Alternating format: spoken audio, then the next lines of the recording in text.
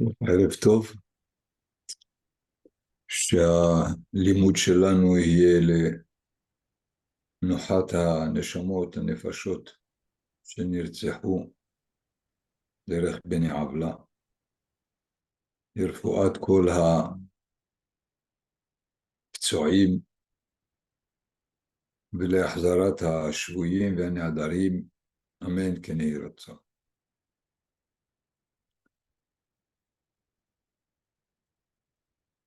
Voilà, nous recommençons, si on peut dire, à relire la Torah encore une fois. Et il est nécessaire constamment de retrouver quelque chose de nouveau, d'apprendre quelque chose de nouveau, pour ne pas tomber dans la platitude, dans le enrôlement généralement des, des différentes commentaires, même s'ils sont tout à fait justes. Et dans ce sens, l'étude d'un texte de la Torah demande deux efforts.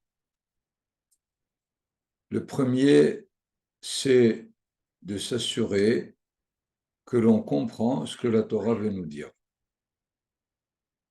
Pourquoi? Parce que le texte n'est pas écrit en hébreu, certainement pas en français ou en anglais, mais il est écrit dans une langue prophétique. Et nous n'avons pas les moyens de cette langue, étant donné que la prophétie s'est occultée il y a 2000 ans. Nous avons donc besoin de tout un effort spécial, spécifique, pour nous assurer que on ne dit pas l'inverse au moins de ce que la Torah veut nous dire. Se rapprocher le plus de ce que la Torah veut nous transmettre. Ça, c'est le premier effort. Le deuxième, en quoi cela nous concerne? Parce que la Torah n'a pas comme but de raconter des histoires. Ce n'est pas un livre de science. C'est un livre qui essaye de transmettre à chaque génération l'étape où elle se trouve pour qu'elle poursuive ce qui a été déjà réalisé et le parfaire, l'amener une étape de plus autant qu'on peut. Dans ce sens, les trois premiers récits de la Torah ont un point commun, celui de nous tenir au courant des défections de chaque étape. J'appellerai la première, qui est finalement le récit des 6 jours de la création, l'étape spirituelle, le récit de la faute du premier homme, c'est l'étape morale, et le récit du meurtre de Hevel, c'est l'étape sociale. Dans ce sens, ça peut se redire, en d'autres mots, selon les schémas du Maharal, qu'il y a 3 relations à mettre sur place pour l'équilibre de l'individu et de l'histoire et de l'humanité entière. Il y a évidemment la relation avec soi-même en tant que personne. C'est ce que j'ai appelé le niveau spirituel et qui est dans le récit de la création. Parce que finalement, on est avant tout un être créé. Depuis le premier jour, dès qu'on arrive dans ce monde, on est dans la définition de quelqu'un qui est créé. Donc, c'est le récit de la création, le premier chapitre, qui, de façon claire ou cachée, nous dévoile le fait que la création s'est développée dans des insuffisances. Je rappelle simplement comme élément ce qui, le troisième jour, Akadosh Baruch Hu demande à la terre Etz Peri, un arbre fruit, et la terre donne Etz Ose Peri, un arbre qui donne des fruits. À la limite, les fruits sont consommables, mais pas l'arbre. L'arbre n'est pas lui-même fruit. Et nous pouvons suivre jour par jour pour nous tenir au courant que de jour en jour, il y a une accumulation d'imperfections qui sont finalement proposées à l'homme, à Adam Arishon, qui est créé le sixième, dernière étape, de s'occuper de ces insuffisances, de corriger ce qui a été mal réalisé au courant de ces 6 jours.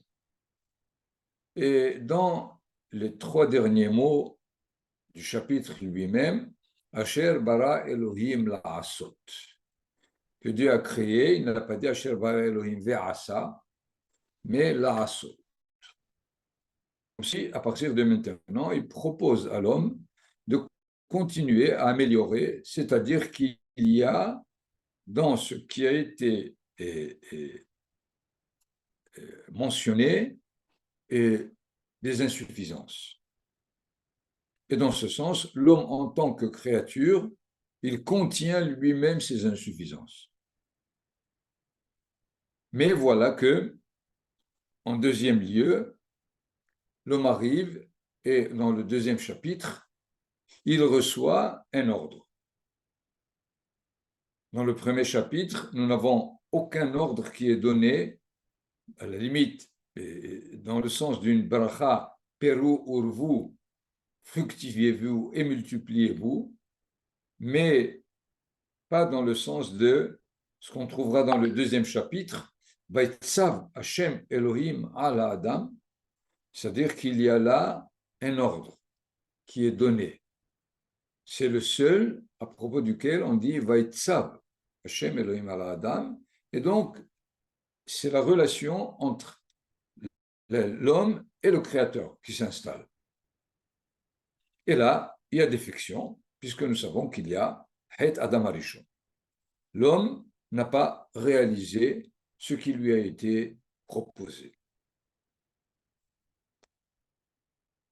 En troisième temps, c'est la relation de l'homme et de l'autre qui est à côté de lui, c'est-à-dire Caïn et Hevel. Et là aussi, il y a échec, il y a un meurtre. Dans ce sens, j'ai dit que déjà, au niveau des 3 récits, les 3 composantes qui sont la personne elle-même, la relation qu'elle a avec le Créateur et la relation qu'elle a avec l'autre homme, l'autre personne. Et dans ce sens, c'est ce que j'ai appelé la relation spirituelle, la relation morale, la relation sociale.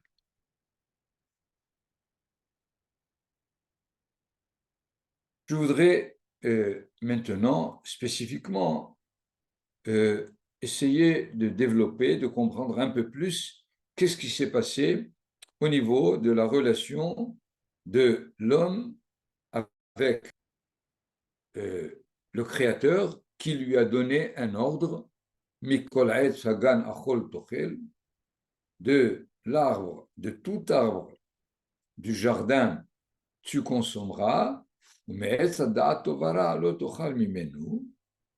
il y a l'arbre de la connaissance du bien et du mal, tu ne consommeras pas, c'est l'ordre qui est reçu, et finalement, conséquence, il a mangé de cet arbre défendu. Qu'est-ce qui s'est passé?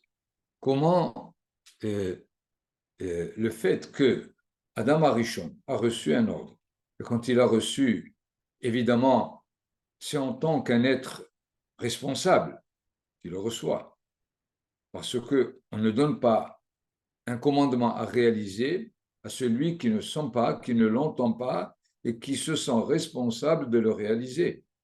Dans ce sens, le seul être responsable, c'est l'homme.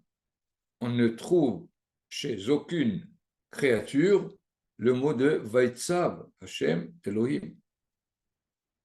La responsabilité qui caractérise la personne et a besoin d'une liberté. C'est-à-dire, il faut que je me sente libre de réaliser ou de ne pas réaliser pour exprimer ma responsabilité. Parce que si je ne peux que réaliser un côté et pas l'autre, c'est finalement l'état de toute créature naturelle qui réalise le comportement inscrit en elle sans avoir la possibilité de réaliser autrement.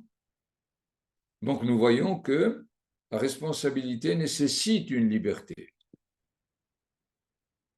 Mais une étape supplémentaire qu'il faudrait beaucoup plus détailler, c'est que cette liberté qui va se retrouver avec une somme de possibilités devant elle, comment exprimer sa responsabilité à travers sa liberté, a besoin d'une loi, a besoin d'une proposition, afin qu'il sache dans quelle direction il peut se réaliser, il peut, cette liberté, l'exprimer du bon côté. Ce qui fait la propriété, la caractéristique humaine qui est la responsabilité nécessite la liberté. Et ce n'est pas la liberté qui me fait responsable. Il faut bien comprendre quelle est la relation entre ces deux éléments. Akadosh Baruch Hu ne nous a pas créés libres pour qu'on fasse ce qu'on veut. Comme on a l'habitude de comprendre, c'est libre arbitre. C'est d'ailleurs ce qui va être comme tension entre le Nahash, le serpent, et l'homme. Et dans ce sens, en tant qu'être responsable, il reçoit la possibilité de la liberté pour qu'il exprime vraiment sa responsabilité. Mais dans le risque de trouver que dans la liberté, il se trouve devant un choix de possibilités, alors Akadosh Baruch Hu lui donne une loi qui sera pour lui la possibilité d'exprimer dans sa liberté sa responsabilité positive. Est-ce que c'est clair? C'est-à-dire, c'est dans l'ordre responsabilité, liberté, loi, et pas l'inverse. Et ce n'est pas parce qu'on m'a donné une loi que je dois réaliser ma responsabilité. C'est parce que je suis responsable. Et mon libre arbitre est en danger, alors une loi est proposée. Et alors, effectivement, elle a été transgressée. Donc, nous allons essayer de comprendre qu'est-ce qui s'est passé entre Adam Arishon et le serpent. Avant de rentrer dans l'étude du sujet lui-même, il est nécessaire immédiatement de nous dire c'est un serpent, comment ça se fait, que Akadosh Baruch Hu lui parle. Dans quelle langue il lui parle? Il parle à la femme, mais la femme parle une parole humaine. Donc il était capable de parler. De quoi il s'agit? Qu'est-ce que c'est que cet être? C'est-à-dire, et dégageons-nous le fait que c'était un serpent dans le langage commun. Il s'appelle serpent, mais ce n'est pas un serpent, si vous voulez. Le fait qu'il s'appelle Nahash, par exemple, c'est proche de Menahesh, Michel Menahesh, c'est celui qui suppose, c'est celui qui a son point de vue. Il pense que c'est comme ça que ça se passe. Donc, ce n'est pas par hasard que Nahash et Menahesh sont euh, de la même racine. C'est le Lachon HaKodesh. Il est nécessaire toujours de voir comment est-ce que tous les mots qui ont la même racine ont quelque chose de dynamique à travers ce que le mot essaie de nous transmettre.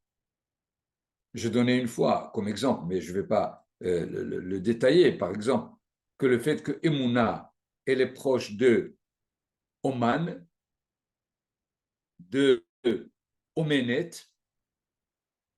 de Emoun, et il faut avoir une relation entre ces éléments. Sinon, on ne comprend pas de quoi le Lachon HaKodesh nous parle. Donc, allons-y et identifier ce Nahash. Le Adam Arishon nous paraît à peu près clair, mais le Nahash n'est pas évident du tout.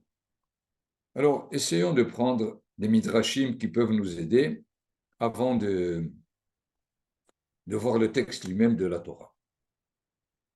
Ah, il fallait que je te passe le... J'ai oublié de t'enlever. Nathan.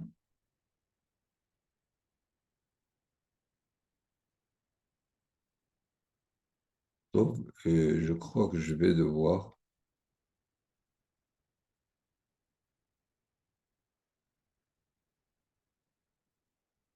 Vous ne le voyez pas, certainement.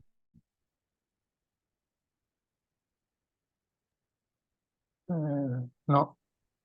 Nathan, qu'est-ce que je peux te l'envoyer ou bien tu peux d'ici faire quelque chose, je ne sais pas. J'ai oublié Ah de... non, Non, non, je peux pas. tu ne peux pas. Donc, bon. Bon, je vais lire et je vais vous transmettre le... Voilà.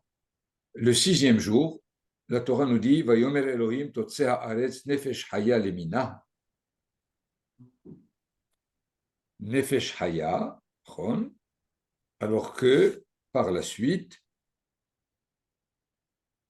Vous voulez essayer, vous voulez essayer de me l'envoyer par un message là, euh, sur le chat. mail, Dans le chat, on peut mettre un fichier.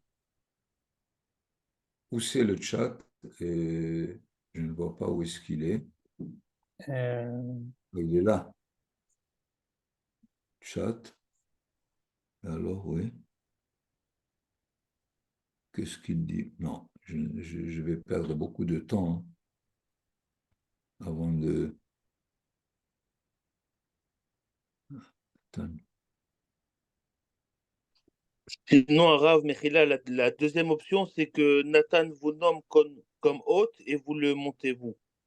Mais je crois pas qu'il puisse le faire maintenant qu'il Je enregistre. ne pense pas maintenant parce qu'il va changer de... Nahon, il enregistre. Nahon, je sais pas. C'est pas possible. Alors, ça c'est type of message. C'est pas... C'est... Il faut que j'écrive. Donc, c'est... attendez, je vais vous nommer animateur. On va voir, peut-être vous pourrez partager. Ah, ok, ok. On va essayer. Ah, la journée était chargée et j'ai Ah, oublié. change d'autre. Oui, mais alors je vais perdre l'enregistrement, je pense. Ouais, sinon, c'est pas possible. Pas possible. Top. Et donc, la Torah nous dit que le le 6e jour, Akadosh Baruch Hu a demandé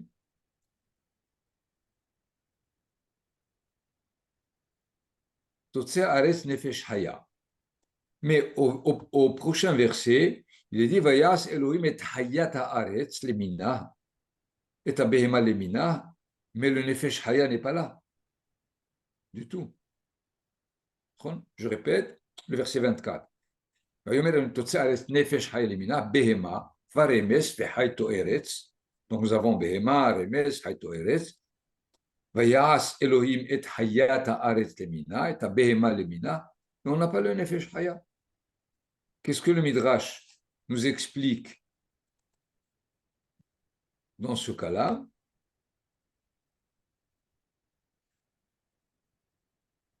Qu'est-ce qui se passe? Pourquoi est-ce que je vois?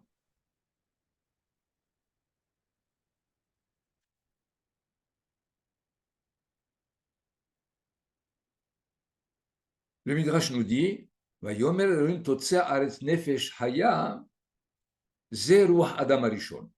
C'est-à-dire comme si Akadosh Baruch Hu a demandé à la terre de donner lieu à Adam Arishon. Mais il se trouve que Vayas Elohim et Hayat Haaretz Amar Ze HaNahash. C'est-à-dire, au lieu qu'il sorte Nefesh Haya, il est sorti un Nahash. C'est-à-dire que le Nahash, c'est quelque chose qui est de l'ordre de Nefesh Haya, qui est l'homme, mais qui est un Nahash.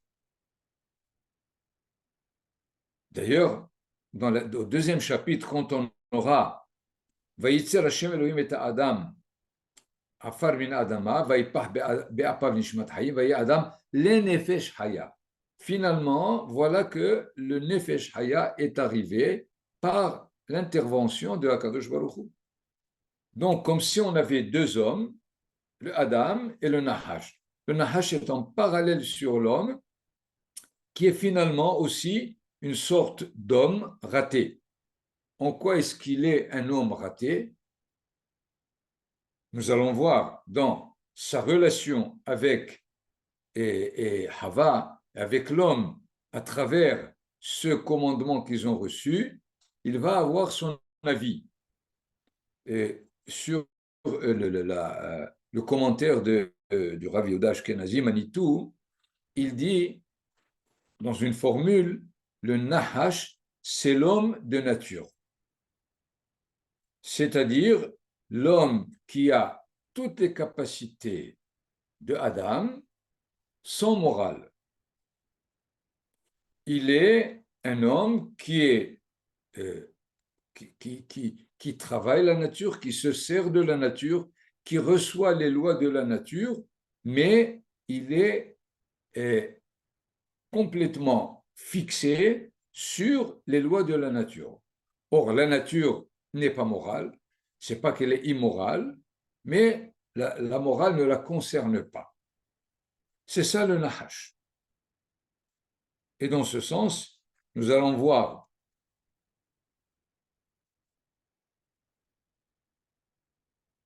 ce qui est donné ici. Ve'anahash haya arum mikol hayat as-sadeh asher asa Adonai Elohim vayomer el Aisha af ki amar Elohim lo tochelu mikol etz hagan. Il faut qu'on essaie de comprendre de quoi il s'agit. Ve'anahash haya arum. Arum, ça veut dire intelligent. Mikol hayat as-sadeh. Il y a dans ce cas-là la bête des champs. Lui, il était le plus perfectionné de toute la bête des champs. Asher asa Adonai Elohim. D'ailleurs, nous sommes dans le 3e chapitre et il y a là non seulement le Elohim qu'on a retrouvé au premier, mais aussi le tétragramme. Cependant, lui, Vayomer el Aisha, af ki amar Elohim. Mais il ne cite pas le tétragramme. Or, nous savons que ce que Elohim, c'est le dévoilement du Créateur dans le monde naturel. À la limite, c'est celui qui est garant de la bonne marche des lois naturelles. Ce qui fait, le Nahash ne connaît pas le tétragramme. Il connaît que Elohim. D'ailleurs, dans tout le texte où il intervient, et lorsque Hachem aussi lui parle, il lui parle dans Elohim. Donc, dans ce sens, le Nahash se trouve un homme de nature. Et voilà qu'il intervient en parlant à la femme. Les commentateurs disent, où est-ce qu'il est l'homme? Où est-ce qu'il était là-bas? Il était dans le Gan Eden ou non? Et il y a plusieurs commentateurs qui disent qu'il est parti au champ. C'est-à-dire, il a été créé dans le Gan Eden, mais il avait à parfaire le monde dans le champ. Donc, il n'était pas dans le Gan Eden, il est sorti. Pourquoi il a été créé dans le Gan Eden? Afin qu'il ait le modèle d'un monde perfectible, un modèle devant lui de ce qu'il faut qu'il réalise dans le Sadé. Le fait qu'il ait été, même après sa faute, chassé, c'est pas parce que il était constamment au Gan Eden et qu'on l'a mis dehors, mais qu'il était au Gan Eden et il devait passer dans le Sadé afin de remplir son rôle en retournant au Gan Eden et en allant, en faisant des va-et-vient. La faute lui a causé qu'il ne pouvait plus revenir au Gan Eden. Mais avant d'avoir fauté, il faisait des allers-retours. C'est dans ce sens où il faut bien comprendre que puisqu'il lui a été donné la possibilité de parfaire le monde, certainement pas dans le Gan Eden. Le Gan Eden était là où tous les arbres ont été plantés par Akadosh Baruch Hu lui-même et la possibilité de consommer les fruits de ce jardin, mais où est-ce qu'il était son travail? En dehors du Gan Eden, qui est le Sadé. Et c'est là-bas où était An-Nahash Hayaharum Mikol Hayat Sadé. Dès que Adam Arishon s'est trouvé dans le Sadé, il est rentré au Gan et il s'est mis à dialoguer avec la femme en lui disant est-il vrai? C'est sûr que c'est faux, puisque il le sait, ou plutôt Hava aurait dû lui dire, d'ailleurs elle va le répondre immédiatement,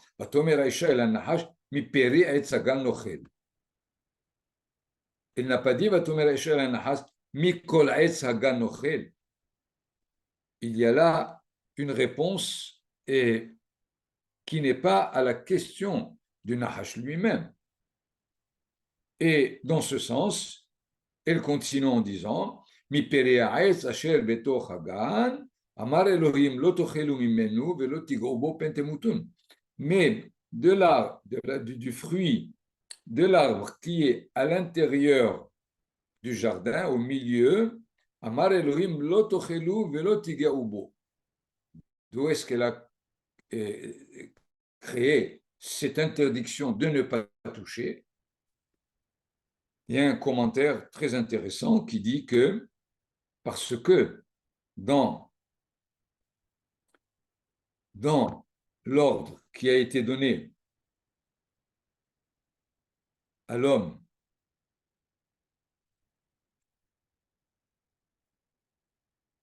il lui dit Ume'etz hada'at tovara lo tochal mimenu ki biyom acholcha mimenu motamut. Il y a ici 2 fois mimenu. Et alors, pourquoi cela a été répété?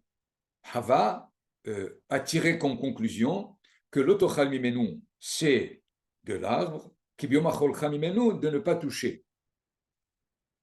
Et dans ce sens, elle a interprété ce qui lui a été dit alors qu'elle était avec Adam Arishon, en ajoutant son interprétation.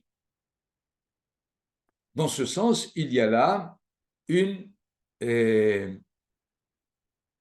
sorte où elle a trébuché dans l'interprétation.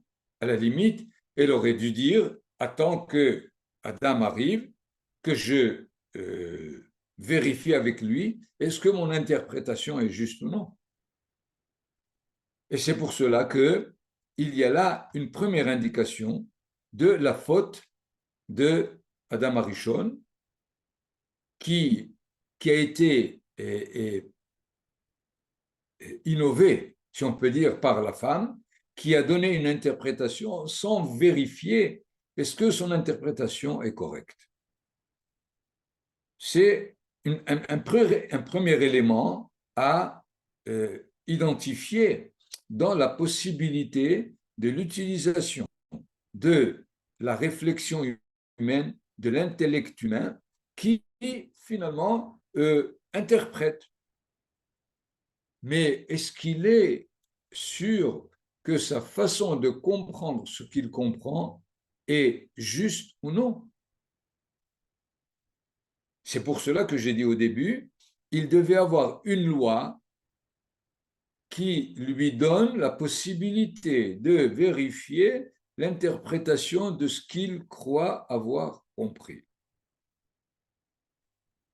C'est-à-dire que l'homme est doué de cette capacité de réflexion, à la limite comme le Nahash, Haya Haroum, toutes les traductions, en tout cas reconnues, c'est Hakim ou Bar Hakima.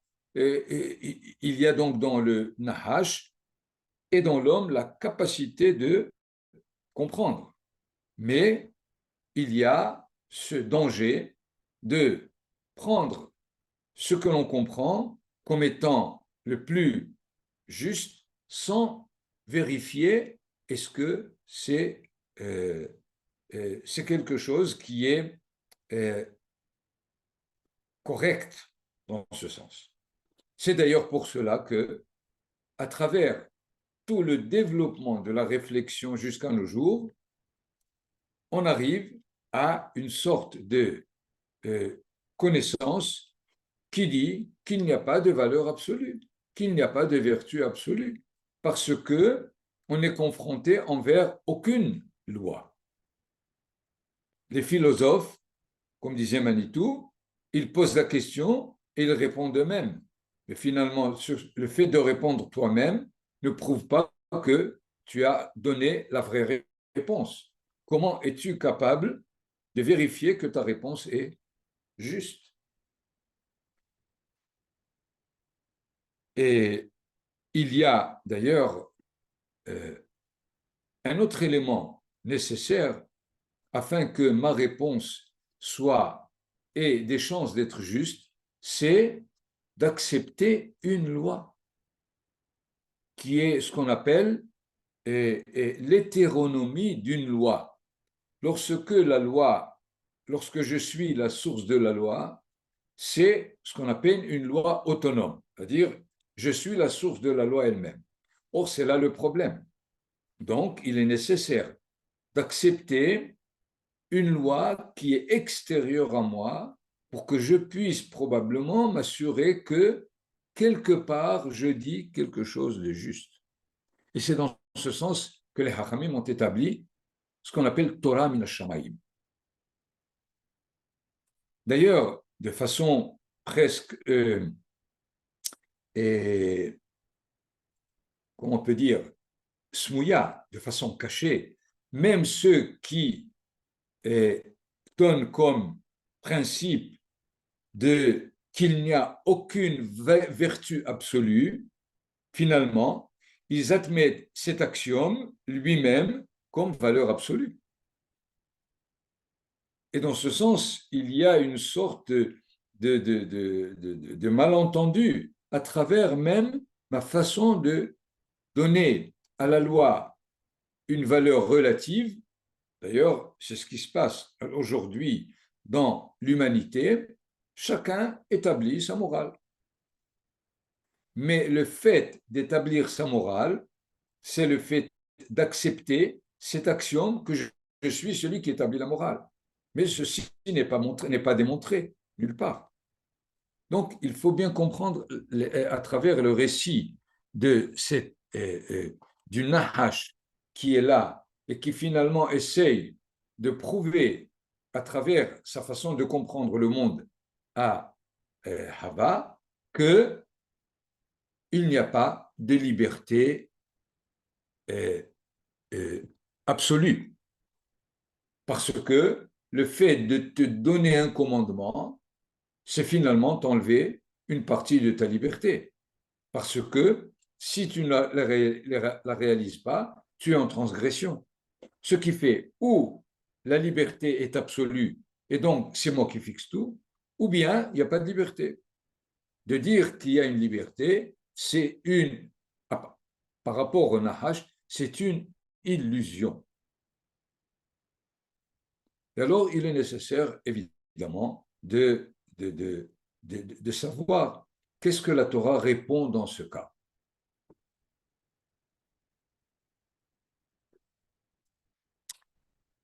Il semble que dans ce que la Torah propose, elle propose une troisième possibilité, c'est-à-dire les deux premières possibilités, où c'est une liberté totale, et je suis celui qui fixe ce qu'il y a à faire, et donc je reçois d'ordre de personne, ou bien il n'y a pas de liberté, tout simplement.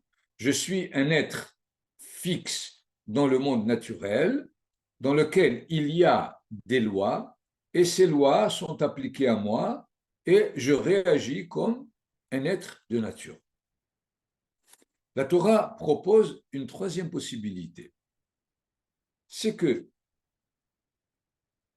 il n'y a pas une sorte d'interdit absolu qui fait que on te retire ta liberté au niveau de cet interdit absolu. C'est l'idée du Harizal, des Mekoubalim, que l'interdiction de manger de l'arbre du bien et du mal était soutenue par une condition, ou bien d'avoir d'abord consommé de Etz Haïm, l'arbre de vie, ou bien d'attendre le Shabbat pour avoir la permission de manger de Etz Hadarat Tovara. Donc l'interdiction n'est pas une interdiction dans l'absolu, mais une interdiction de l'instant. Pour l'instant, tu n'es pas encore assez près, tu n'as pas encore les moyens de pouvoir consommer de l'arbre du bien et du mal. Et il y a là énormément de midrashim qui donnent à l'interdiction la relativité de l'interdiction elle-même par rapport à ce qui est permis. Par rapport à ce qui est permis, il est toujours permis. Mais ce qui est interdit, il est momentanément interdit. Je peux rappeler ici le midrash qui dit Lama nikra shemo hazir, quoi il s'appelle hazir, she'atid la hazor le taharato, parce qu'il va revenir à l'état première dans laquelle il était pur. Donc il y a eu un dérangement qui a fait que certaines espèces sont devenues impures, alors qu'au début, ils étaient des espèces pures, toutes. D'ailleurs, on ne rencontre Behema Tehora et Behema Lotehora qu'à partir du déluge. Or, si depuis le début il y avait Behema Tehora et Lotehora, on devait déjà l'entendre au premier chapitre de la création. Donc, dans ce sens, si la Torah me donne un interdit, elle le donne comme interdit dans la situation dans laquelle l'homme, l'humanité, l'histoire est en train de se développer. Et dans ce sens, la Torah propose une autre façon de comprendre l'interdit ou le permis, et pas comme généralement on a tendance, ou comme le serpent ici essaye d'expliquer et de convaincre Hava que la liberté est illusion. Pourquoi? Parce qu'il comprend l'interdit comme absolu, et comme absolu, il me retire ma liberté. C'est-à-dire, j'ai essayé rapidement de vous donner un peu à travers ce ce que les commentateurs ont développé dans ce sens, et surtout dans le fait que Hava qui a ajouté Veloti Grobo Pentemutun, et il ne faut pas le toucher, c'est son interprétation à elle. Et donc, il faut vérifier. Dans ce sens, finalement, Rashi, plus loin, il va donner et l'homotemutun. Comment il a fait? Il a poussé jusqu'à ce qu'elle touche. Il lui fait des raisonnements. Comme il n'y avait pas de mita bingia, de la même façon qu'elle n'est pas morte alors qu'elle a touché, de la même façon, elle ne mourra pas si elle le consomme. Et il faut comprendre Rashi de façon plus profonde. À la limite, on peut ici objecter, elle a touché parce qu'il l'a poussé, mais elle l'a pas fait elle, mais Ratson, elle a fait Béonès, et certainement toucher de façon contraignante n'est pas incluse dans le commandement. Dans tout commandement, si quelqu'un le transgresse par contrainte, il ne l'a pas transgressé. C'est pour cela qu'il y a un commentaire de Rabbi David Pardo. Il dit Dehafa, il l'a poussé, c'est pas mécaniquement, mais il l'a convaincu que, et dans le fait de convaincre, à la limite, on pousse quelqu'un de force à comprendre ce que je suis en train de lui expliquer, jusqu'à ce qu'elle l'a touché volontairement. Et alors, il lui a dit, il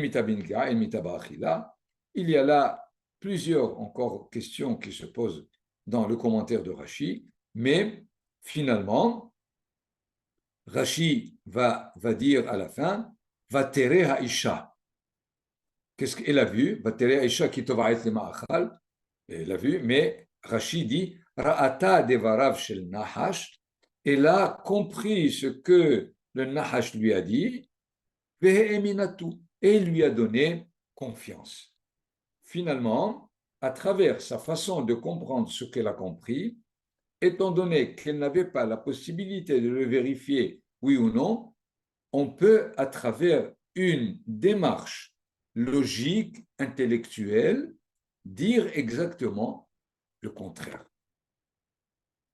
Dans ce sens, les commentateurs, finalement, tirent de ce qui s'est passé entre le Nahash et Hava, le fait de savoir vérifier notre façon de comprendre. Il nous est donné la possibilité de commenter, de comprendre, mais finalement de vérifier, en temps de vérifier quelle est la teneur juste de ce qu'on est en train de comprendre.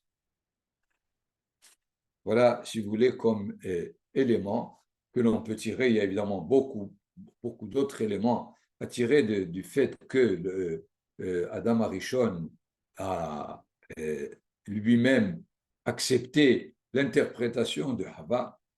Il y a beaucoup de midrashim qu'il n'a pas accepté, mais il était obligé par d'autres raisonnements, pas sur le fait d'interdire ou non de Hava, de consommer le fruit de l'arbre du bien et du mal, dans le fait que Hava lui a dit, puisque j'ai mangé, je vais mourir, et tu n'auras pas d'autre femme, donc il serait mieux que tu manges aussi, pour qu'on soit dans dans la même définition.